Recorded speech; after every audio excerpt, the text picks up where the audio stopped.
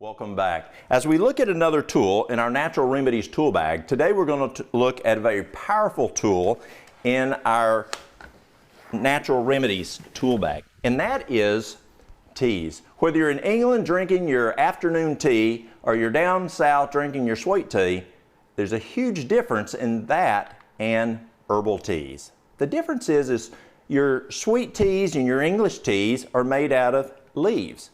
But as we look at the herbal teas, they're a lot different. Unlike regular tea, which is called real tea, which is made from just leaves of a single plant, such as green tea, black tea, white tea, or oolong tea, herbal teas are produced from a number of different herbs or a combination of herbs. The herbal teas come from leaves, flowers, stem, barks, or roots or rhizomes. And rhizomes are like roots. So it comes from the whole part of the plant or different parts of the plant, not just the tea leaves. There's two major ways of making herbal teas. There's decoctions and there's infusions. We're going to first look at decoctions.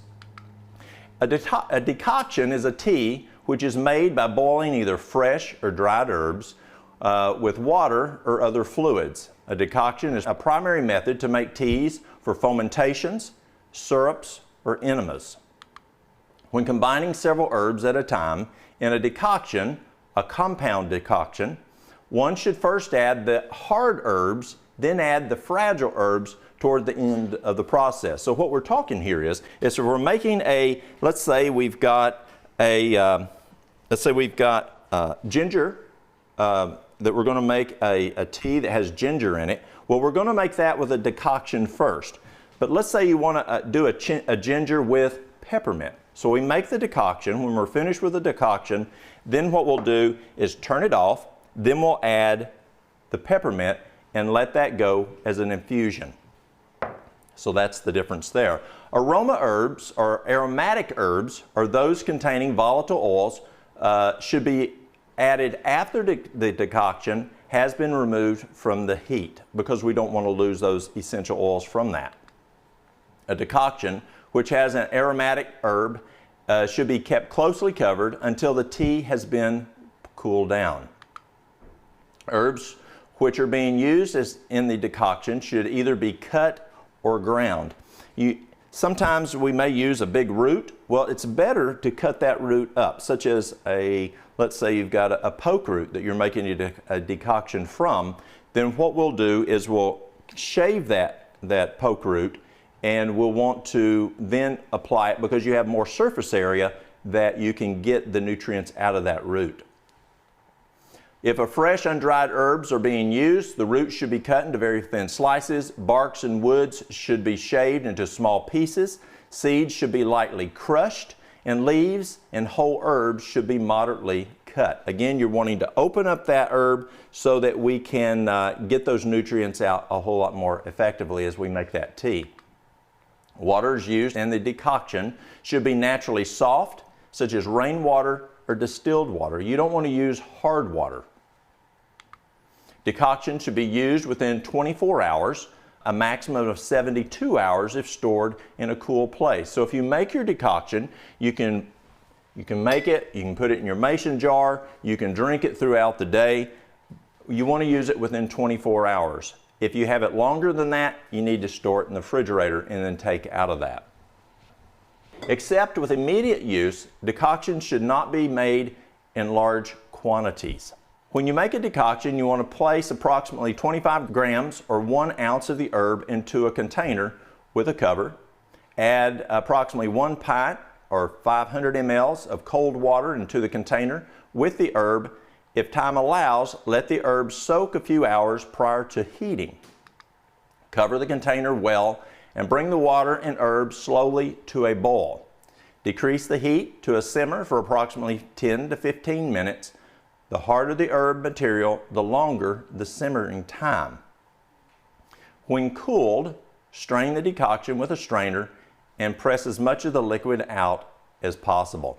So let's look at how we do that. So what we're going to do is we're going to use ginger root. We can use different types. Here's examples of different types of herbs that we would use in a decoction. Dandelion root, burdock root. As we look at dandelion, dandelion is a great herb that we use as a natural diuretic. So if you have a person who's having problems with edema and they don't want to use Lasix, or their Lasix isn't working, that happens a lot. People will come to me and they say, Walt, the Lasix is not working. I need something to help. And we'll use dandelion root. You can also use dandelion leaf, but that would be an infusion. Burdock root, burdock is a tremendous blood purifier. If you're wanting to clean that blood, if you've got a skin issue and you want to clean the blood out, burdock root is very good for that. Also, we use it for cancer, very good for that. Saw palmetto, it's probably one of the best things we found to help men who are having prostate issues, urination issues due to an enlarged prostate. Saw palmetto works very, very well for that. And again, these are types of herbs that we would do the decoction. Jamaican dogwood. Now, Jamaican dogwood is you wouldn't do it as a heart of a decoction because it's slices. They're not real hard, but you can still do a light decoction with it. Jamaican dogwood works well as a painkiller. Poke root, another tremendous herb that I enjoy using. Poke root is good for cancer. It actually just kills cancer cells. It also is a good purifier. Kava kava. Kava is, I like kava because a lot of times folks, when they have anxiety and stress, you don't want to use things like chamomile, hops, herbs that are going to make them sleepy. The kava is great to calm the nerves, but you're less prone to get sleepy from it. Such as the valerian and those type. Podiarco, probably one of my favorites. Podiarco is phenomenal. We use Podiarco again for cancer. It goes and it loves to find and seek out that cancer and eat up that cancer. Podiarco is very, very good. Licorice root. Licorice root is used when folks are having gastrointestinal problems, especially items such as Crohn's disease or ulcerative colitis. I warn you, licorice root tastes like drinking a tree. My wife loves it. Mary Lou loves to drink licorice root, but to me it just tastes like drinking a tree or drinking roots. Astragalus, we should probably, all of us, take astragalus every day. Astragalus has so many benefits for us, from inflammation, just many areas that astragalus is very, very helpful for us to help our body run throughout the day. It's a tremendous herb. So what do we do? So first we're going to take and we're going to put in our herb, and we're going to take approximately 1 cup, and we're going to do ginger. Ginger's another very popular herb that folks do. You can either just shave up the ginger as raw, or you can take this one, which is dried, and then we're going to put a quart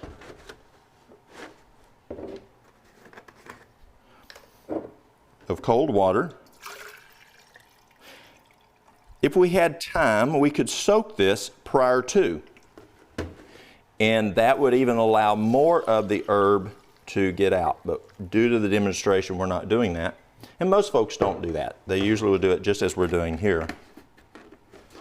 Now let's say that you want to sweeten your herbs. There's several ways of sweetening your herbs. A lot of folks will do honey. If you do honey, you can do it at the end. I like using stevia. Stevia is a tremendous herb. You can take it, take a little pinch of it. That is sweet. And I'll show you how to make a sweet tea out of it. Those of y'all down south, sweet tea is something we grew up with, but this is a healthy sweet tea. So if you want to do that, what you'll do, when I make a quart of tea, I will take anywhere between a half of a teaspoon to a teaspoon of stevia,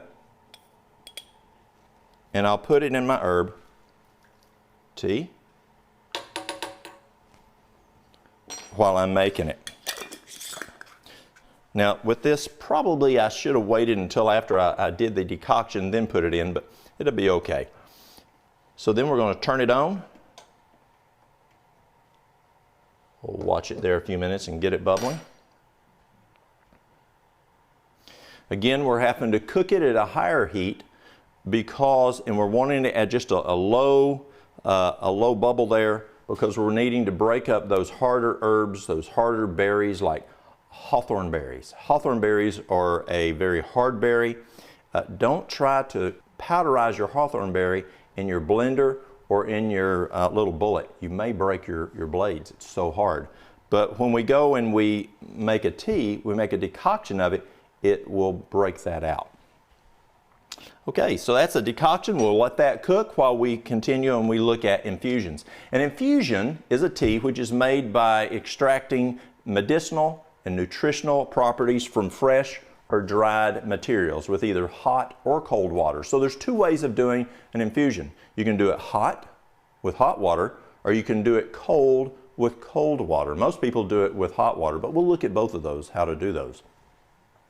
An infusion can be prepared in a French press, a stainless steel pot, a ceramic or glass teapot, stainless steel or bamboo infuser, or a mason jar.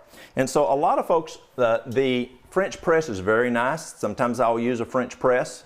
My boys like using the French press when they make their teas. Or you can use it something like this, which is a glass teapot that you can use and put on to heat up. But where I come from, we're used to using mason jars, and so a lot of times I'll just use a mason jar. Hot infusions are made from lightweight plant materials such as leaves, flowers, or fruit. Herbs with a high percentage of volatile oils are often prepared as an infusion also, even if they are thicker plant parts such as roots and barks. Another major difference between infusions and decoctions is that when using the hot water method of infusion, the plant material is not subjected to boiling, except at the beginning when boiling water may be poured over it. Water used in the infusion should be naturally soft, such as the rainwater or distilled water. A few good herbs for hot infusions include nettle, which is a favorite of mine. Nettle is a tremendous herb. Nettle is probably the most nutritious of the herbs today, according to an herbalist. We used to look at alfalfa as being a very, very good herb. Kudzu, another one, has a lot of nutrition, but it's possible now we're finding that nettle may be the highest. We use nettle for helping with women's hormones. We use nettle providing the proper nutrition so that the lady produces those hormones as they should. We use it for allergies. Tremendous nettle tea for allergies. Nettle is good for a lot of things. Chamomile, and we'll do a chamomile tea today. Holy basil, ginger. Ginger can go either way. I'm using if it's fresh ginger, I'll use an infusion. If it's where I grate up that fresh ginger. But if it's dried hard, then I'll do the decoction. Peppermint tea, that's another favorite out there. Skullcap, skullcap is my favorite for depression, a tremendous herb. And we'll talk a little bit more about skullcap. The directions of the basic method, it's really simple. You just take, if you're making just a cup, you take 1 to 3 tablespoons of the dried herb into a strainer, heat 1 cup of water until it comes to a boil, place in a strainer in your cup. It's that simple. So what you'll do is you just take your cup, you put your herb in there, pour in your hot water, and put the top on it and let it sit for 15-30 minutes and then strain it, and it's ready to drink. The only difference there, let's see if I can find it here. Yes, this one here. When using catnip, you do not want to use this volume, such as 1 to 3 tablespoons. It's only 1 teaspoon per cup. Now, catnip is my favorite to use for colic, for croup. It's very, very good for babies. The best thing for colic and croup is for the mama to continue nursing. Most of the time when mothers come in, or more so grandmothers come in, and they're upset because this baby has colic or croup, I'll ask, is the mother still nursing? And normally it's no. They're feeding them some formula, they're feeding them cow's milk. A lot of times that's the problem. If that mother would go back to nursing that child, that would be the best. And you say, well, Walt, the mom's dried up. Well, you can use certain herbs, and the mother can then again start producing milk and giving it to the baby. We've had women come in who are adopted a child, and as we give them certain herbs, they're able to then nurse that child, which is tremendous in the health of that child. The immune system, the bone structure, the digestive system, the cardiac function is very important if that child will nurse. Not just 1 year, but even 2 years, we're finding from a cardiac standpoint, is better if that child will nurse from age 1 to 2. And as I mentioned in Old Mountain Remedies, in our state, in Tennessee, one of the 5 top reasons that Tennesseans are not as healthy as they used to be is because the mothers are not nursing. And so you can use fenugreek as probably one of the best, but there's a number of herbs that we'll look in this session as we look at the herbs that are very good to help that mother start nursing again or improve the flow of the milk. But catnip, you want to use just 1 teaspoon to a cup and get that mama nursing again. Again, you pour that hot water over the herb to cover the oils from escaping and steep for 10 to 15 minutes and strain. Very easy on that basic method. You can, you're just basically taking that herb and you've got your cup, you put in your herb, you put in your hot water, and you put a top on it, let it sit for 15 minutes to an hour, strain it, it's ready to drink. Now let's look at making larger amounts, or if you're wanting to do more of a medicinal approach, I like making a quart at a time, and you can either sip on it throughout the day, or you can drink a cup 4 times a day.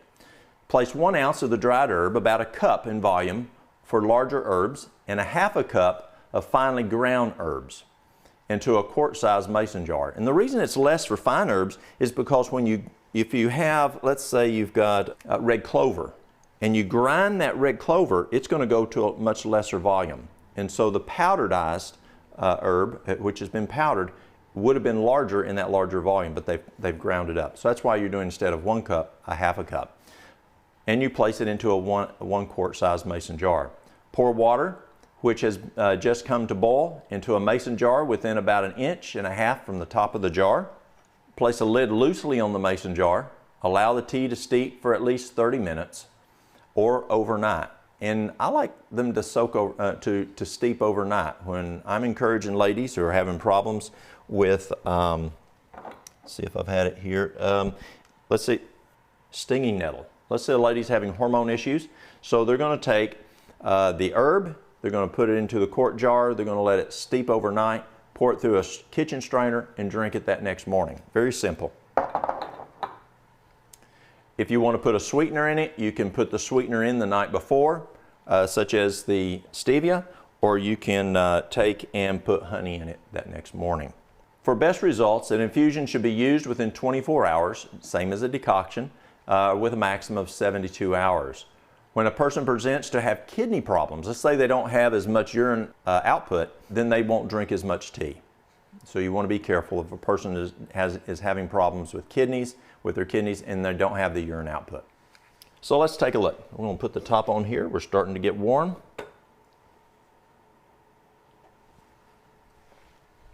We're going to make 2 different types of, three types of infusions. The first one we're going to do is chamomile. Chamomile is a great herb to help calm the nerves. If you're having problems sleep at night, you can go and you can make the tea, drink it in the evening, and that will help you fall asleep. So we're going to take the chamomile tea, the chamomile herb, place it in there. And then we're going to place in the warm water.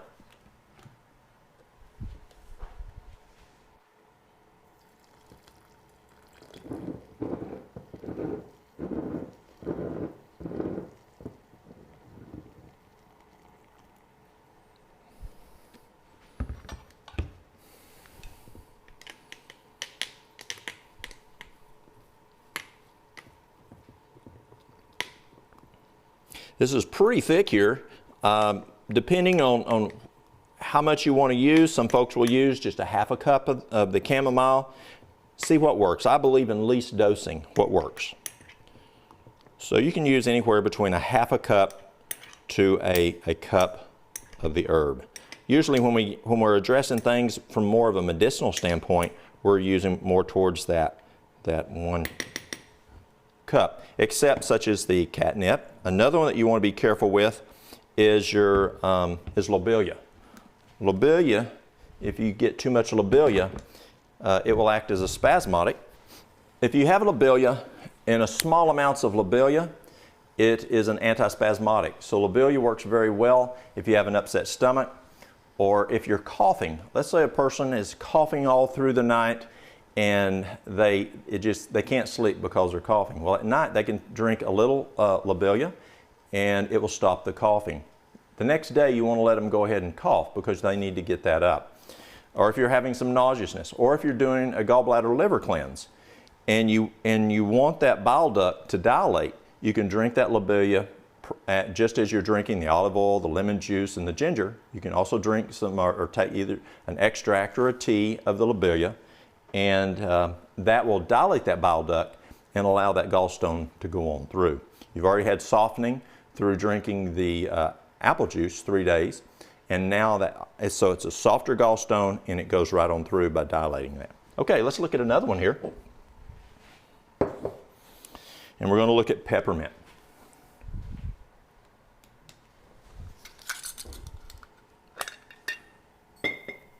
Again, you may not want to use a whole cup. You may want to use just a half a cup.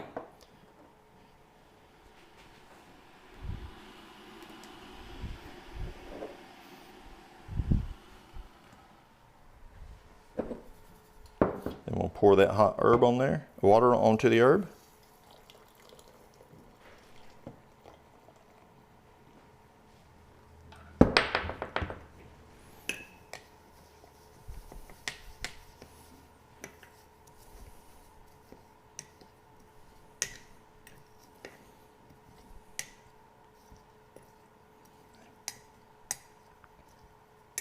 Again, a cup is a lot. So you may find just a quarter of a cup or a half a cup, but when we're addressing it strongly from a medicinal standpoint, we'll do a cup. But if a half a cup works, a quarter of a cup works for you, that's all you need.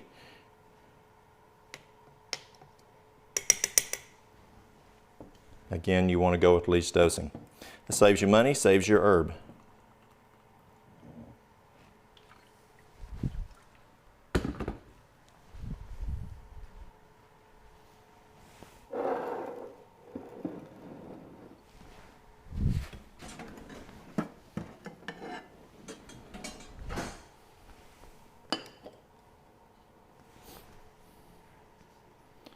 Okay, the next one we're going to take a look at is a cold water infusion.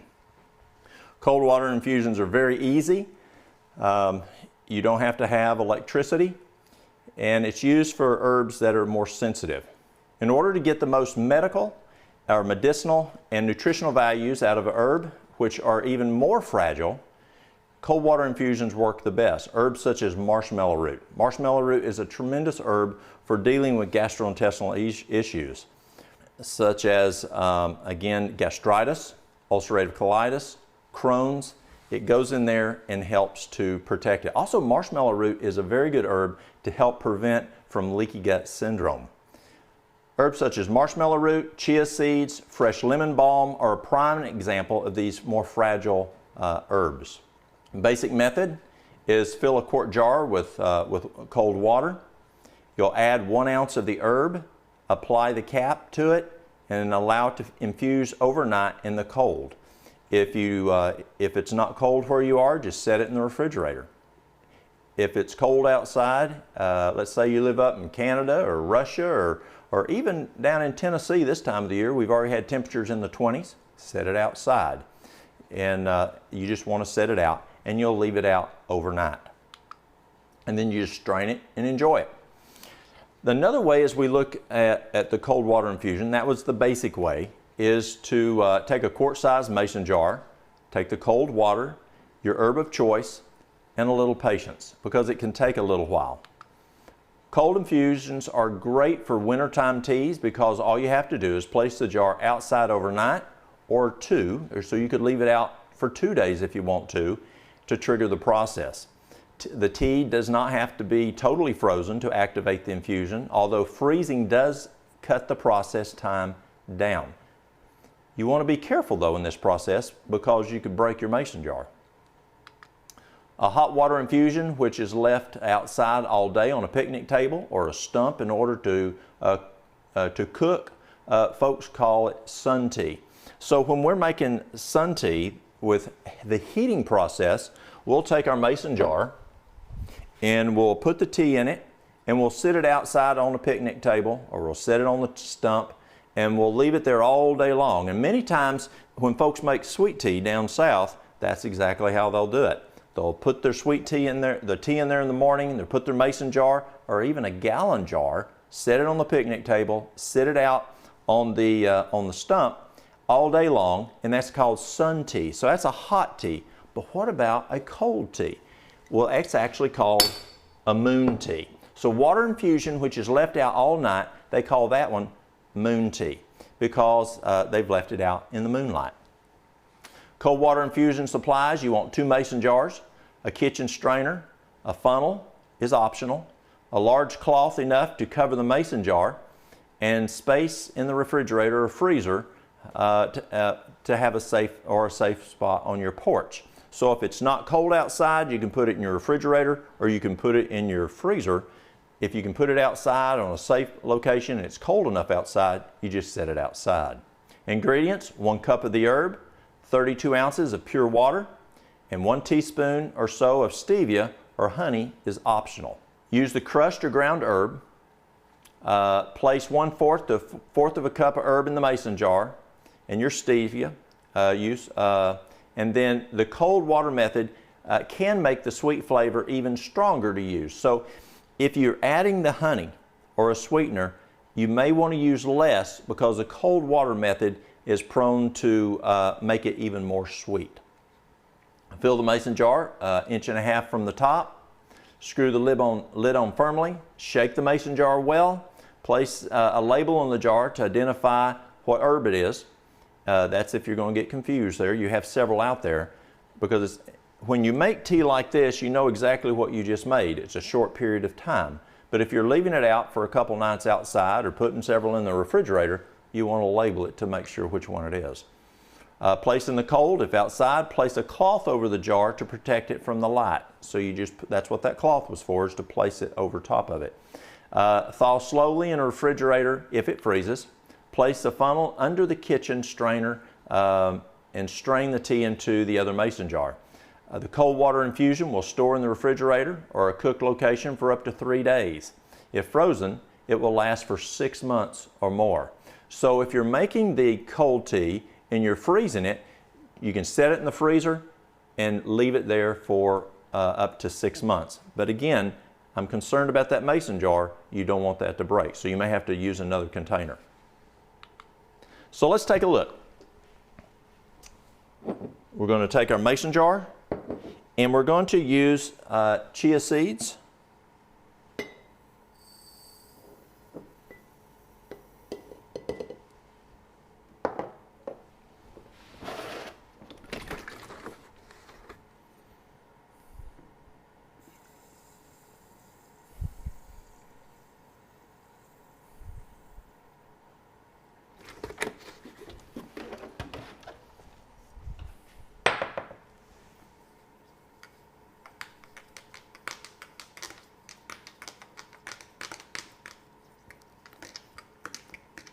Chia seeds are very high in omega-3. It's actually even higher than flaxseed. The difference is for flaxseed, if you're using it and you've got to grind it and eat it within 15 minutes. Whereas chia seeds, if you're eating those, if you're using it like this, you don't have to grind it and worry about that time frame. So it's ready. I don't have a top, so you just shake it. You can either set it in the refrigerator, set it in the freezer, or go set it outside on the back porch with a top on it. All right, so let's take a look at these guys. Do this one first.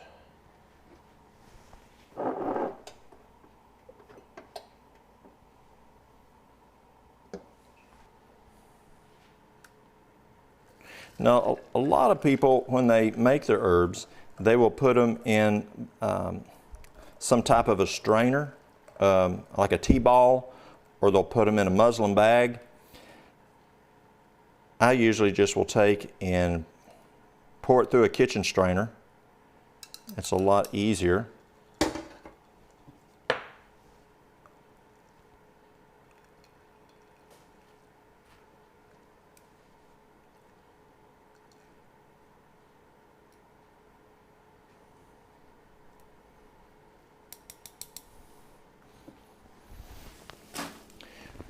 You then take that herb and that's left there, and if you want to make a poultice with it, poultices are made out of decoctions if you're needing a poultice from it, or you can take and you can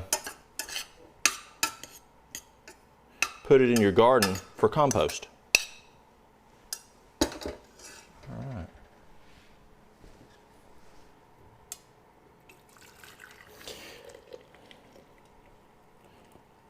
And the kitchen strainer usually works pretty well.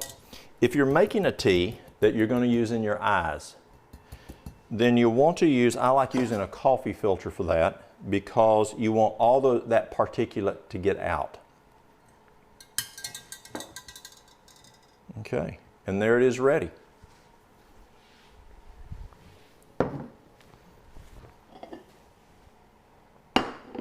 This is our chamomile. That one we had, that was the decoction, was the ginger. This is the chamomile tea.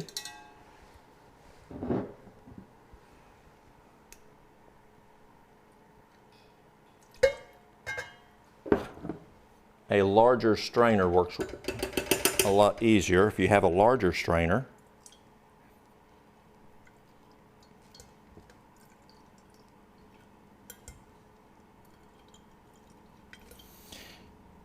You can also put it in a muslin bag if you want to and squeeze it out, but the larger strainer works real well to do that.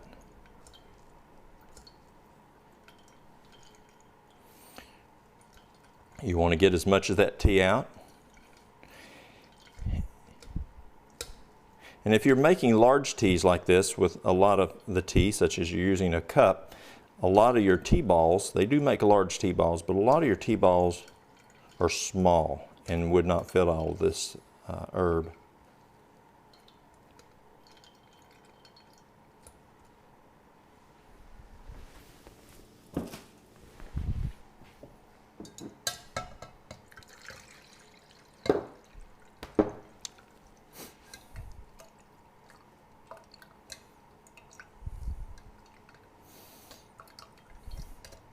Again, for an infusion, which this is an infusion, a hot infusion, you want that to sit at least 30 minutes to all night.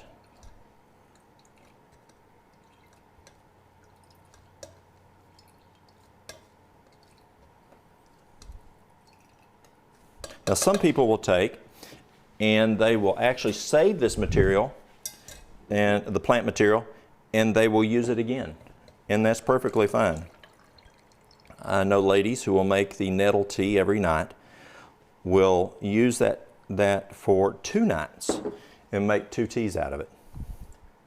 So as long as it's still good and strong, that's perfectly fine.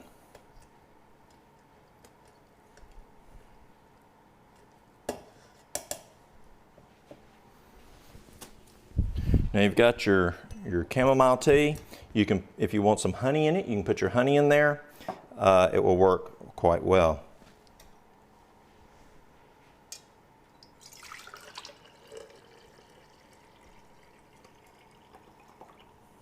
Now for the chamomile tea, you're using that more in the evening, unless you're at home and you're just resting during the day.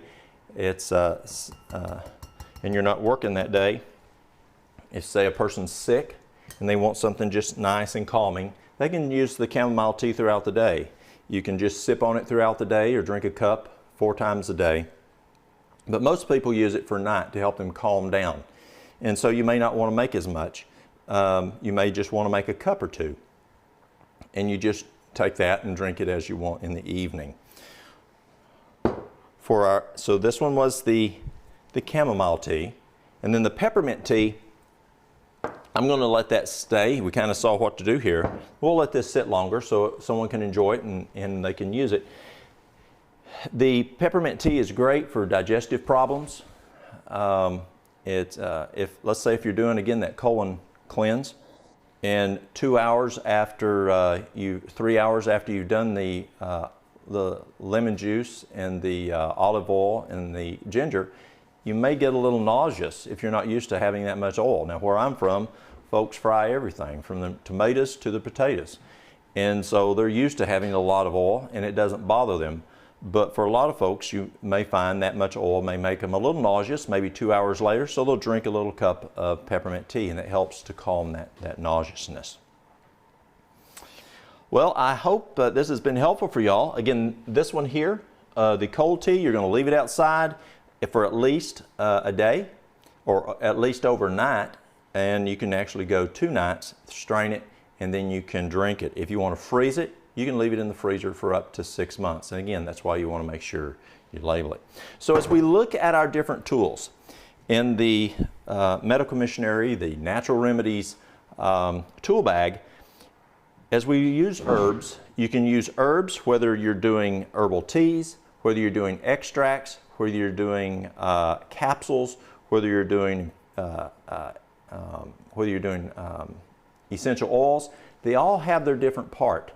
The herbal tea is very, very powerful, and it's a way that we can get that chemical which is in the herb to get it into the person to be able to help that person deal with whatever that problem may be. Whether it's anxiety, whether it's depression, whether they're having ulcerative colitis, or they just want to use chickweed to help them because they need to lose weight. And again, as we look through these different herbs that make great teas, we've got the slippery elm. Now, when I do slippery elm, a lot of times you can do that one either in cold or in hot. Let's say you've got a sore throat, you just take a teaspoon of this, put it in the water, stir it up, and warm water or cool water, and slowly drink that. Tremendous, tremendous as that water helps to unlock those properties that are in the slippery elm. The catnip, again, catnip you want to use only 1 teaspoon per cup. Cloves the same way. Corn silk tea. Corn silk is a tremendous herb that we use to help if you want an herb tea that will help with kidneys. I believe corn silk is the best of the herbs to use for a kidney problem. The stinging nettle, again, we use that for hormone issues. We use it for allergies, a number of areas. And as you listen to the herb CD, it will show you what all these herbs are good for. The chaparral, it's a great blood cleanser. If a person has acne, if they have skin issues, this is the first thing I'll grab. Chaparral grows in the high desert of Arizona and California. It tastes nasty, I warn you, but it's tremendous. Great cancer, great for killing cancer, purifying the blood. Building the immune system, a great herb, chaparral. The mullein. Mullein is I consider the best herb for the lung. And you can make you can just go out there and pick that mullein. You can dry it like tobacco. And in my area, mullein will grow from around the end of March, all the way until the 1st of January. And you can go out there and pick it and save it, just as we God has given us these herbs. Just as we'll go and we'll put up our corn, we'll put up our green beans, we'll put up our applesauce, we'll put up our peaches, freeze them, or whether we can them. God has given us herbs that we can put up. And so you can put the mullein up. When you shuck your corn, non-GMO, but as you shuck that corn, save the corn silk. Think of how many truckloads of corn silk you've thrown away over your lifespan. I know I sure have. And you can just save that corn silk, and it's really simple.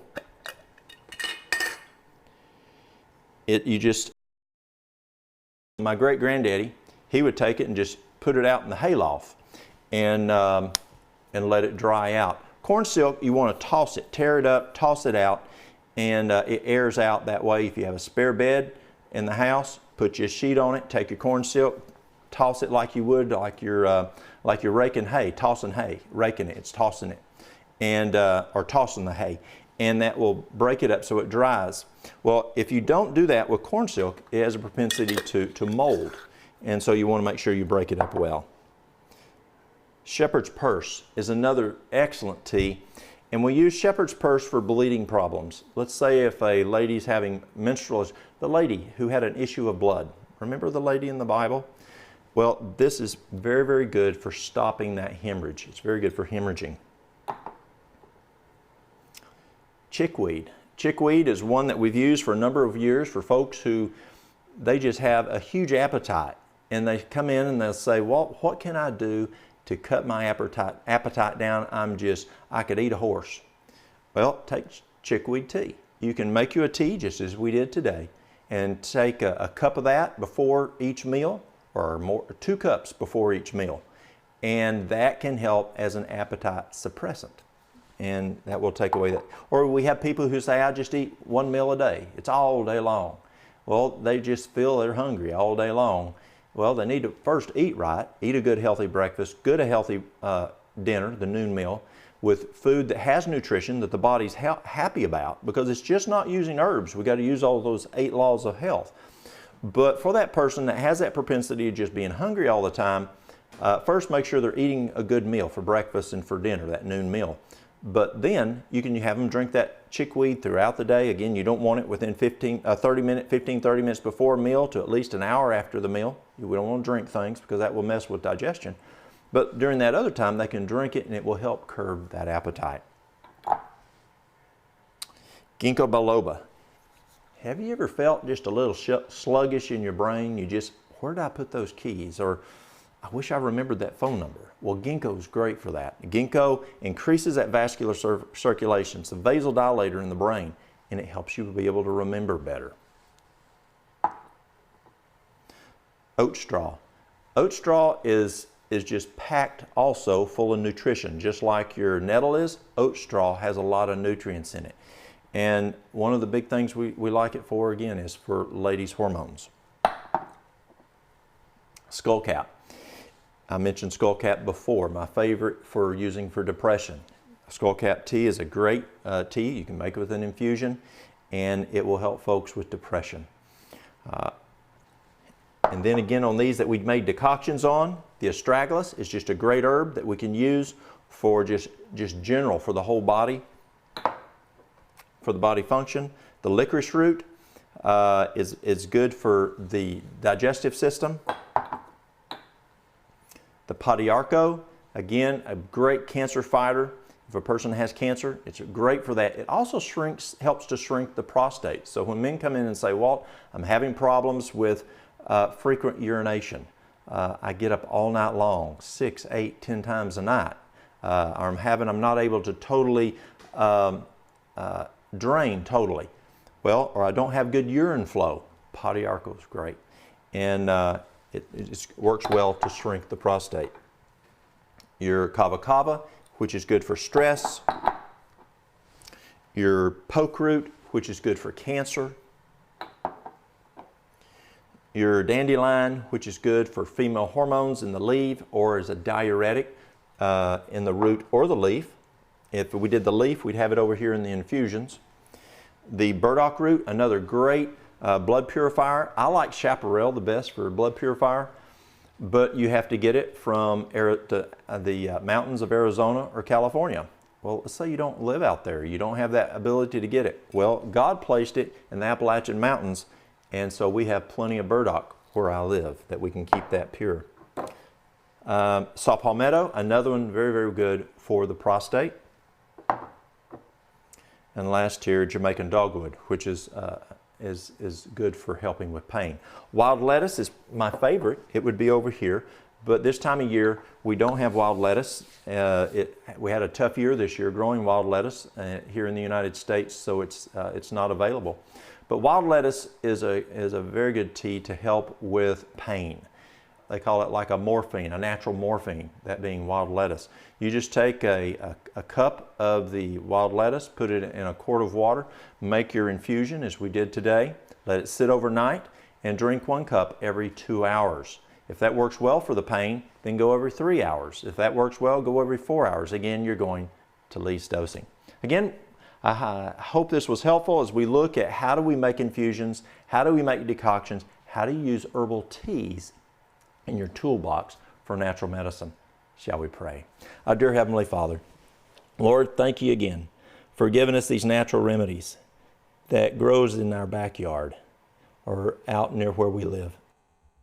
Lord, we ask that you'll give us wisdom, discernment on how to use them to help to care for our bodies, that our bodies can be strong, that we can take care of our families, that we can have good discernment, that we can understand you as we read your word, as we listen to your Holy Spirit. Again, we thank you for your love and caring for us through these natural ways. We ask this in Jesus' name. Amen.